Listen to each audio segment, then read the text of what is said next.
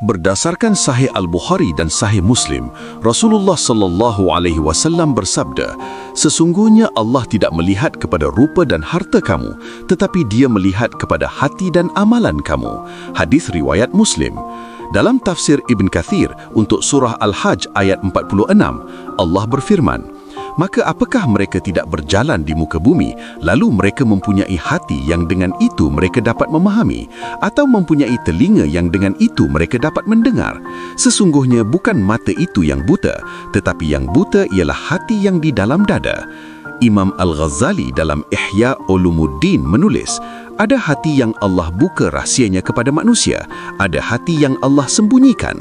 Hati yang tersembunyi inilah yang paling mulia, kerana hanya Allah yang tahu kesuciannya.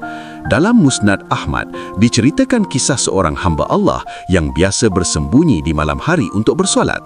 Tidak seorang pun tahu tentangnya. Suatu malam, seorang sahabat terserempak dengannya. Esoknya, amalan orang itu berubah. Lalu turunlah wahyu, "Wahai hambaku, engkau menyembunyikan amalanmu dari manusia, lalu aku tutup rahsiamu. Mengapa engkau buka rahsia itu sekarang?" Rasulullah sallallahu alaihi wasallam bersabda, ada 7 golongan yang akan dilindungi Allah dalam naungannya pada hari tidak ada naungan kecuali naungannya, dan seorang lelaki yang bersedekah dengan tangan kanannya sehingga tangan kirinya tidak tahu apa yang diberi oleh tangan kanannya. Hadis riwayat Bukhari. Pengajaran untuk kita, hati yang hanya dikenal Allah lebih mulia daripada hati yang dipuji manusia. Rahsia antara hamba dan Tuhannya adalah hubungan paling suci.